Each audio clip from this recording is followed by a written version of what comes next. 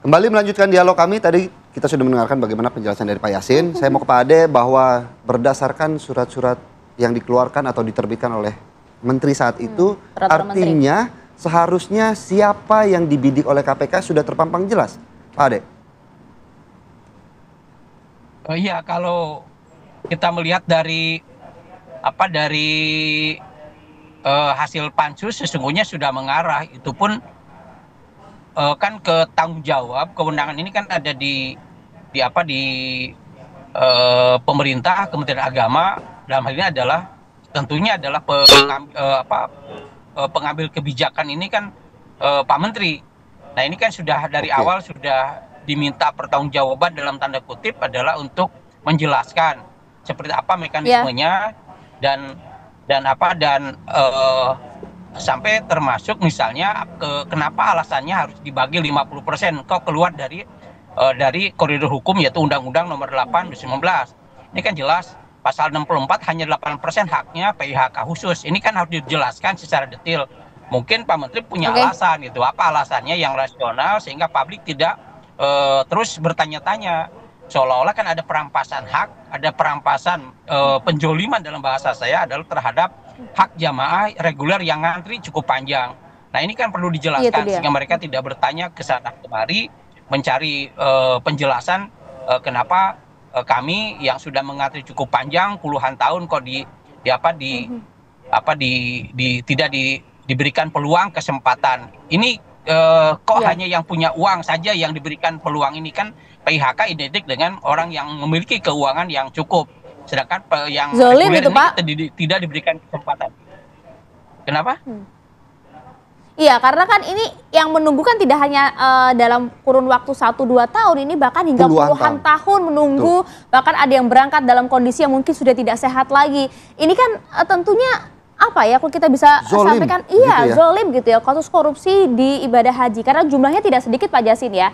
Ada kurang lebih ada 10.300-an yang kemudian ini diperjualbelikan yang seharusnya adalah haknya para jemaah haji di reguler.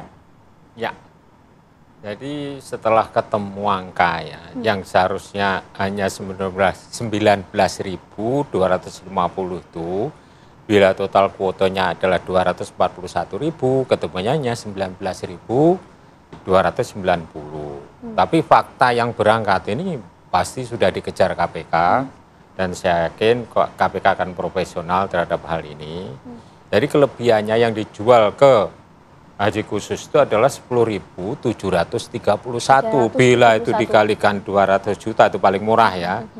Saya kira kalau laris manis kok 200 juta ya. Itu dia. Laris manis. Itu sudah 2 triliun. 2 triliun? 2 triliun lebih. Itu pastilah hitungan yang sederhana, tidak harus BPK yang menghitung, KPK sendiri sudah bisa. Tapi syarat untuk menghitung kerugian negara kan harus dari lembaga pengawas eksternal yang dalam hal ini adalah BPK atau BPKP. Walaupun BPKP internal tapi punya kewenangan untuk menghitung kerugian negara.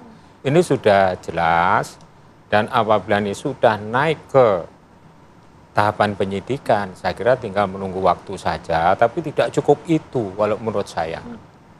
Pembenahan haji setelah pindahnya dari Kementerian Agama ke Badan Penyelenggaraan Ibadah Haji, itu sistemnya harus dirubah dengan sebaik-baiknya, itu yang pertama.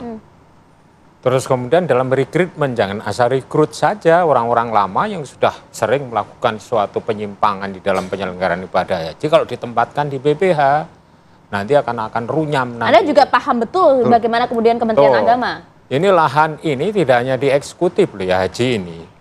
Oknum legislatif pun juga main di situ. Ini ada buktinya Pak ya, Anda paham betul ini?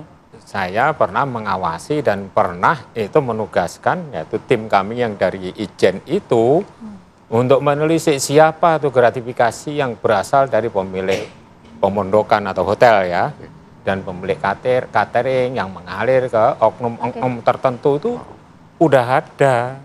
Tapi pimpinan KPK periode waktu itu adalah periode 3, kan fokusnya adalah lapangan Banteng 1. Yang seharusnya kalau untuk bersih-bersih itu harus pembenahan sistem sehingga kedepannya tidak terulang kasus korupsi di ibadah haji. Ini memalukan kalau didengar masyarakat internasional. Menyangkut hajat hampir seluruh masyarakat Indonesia loh kasus ini. Ya, Dan itu merugikan masyarakat Indonesia yang antriannya 17 tahun sampai 47 tahun. Seandainya 10.731 dialokasikan ke reguler, itu akan mengurangi masa antrian. Itu dia, kita sebagai negara dengan masyarakat muslim terbesar, malu kita.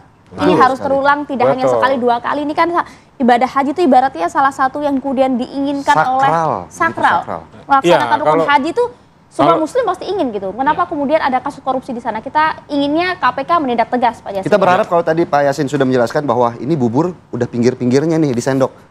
Kita tunggu tengahnya, karena biasanya ayam suwirnya itu ada di tengah, begitu ya. Jangan sampai cuma yang bubur sama kecapnya doang gitu. Jangan, ya, betul sekali.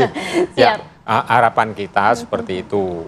Dan prediksi saya bukan kok ngajari KPK pasti profesional. Mengarahnya ke situ adalah ke kita tunggu ya. Bagaimana KPK akan membidik ayamnya yang ada di tengah itu. Oke, siap Pak. Terima kasih Pak Yasin untuk Yasin. waktunya pagi hari ini dan juga Pak Ade untuk waktunya pada pagi hari ini. Pemirsa, di segmen selanjutnya kami masih akan menghadirkan berita-berita viral untuk Anda.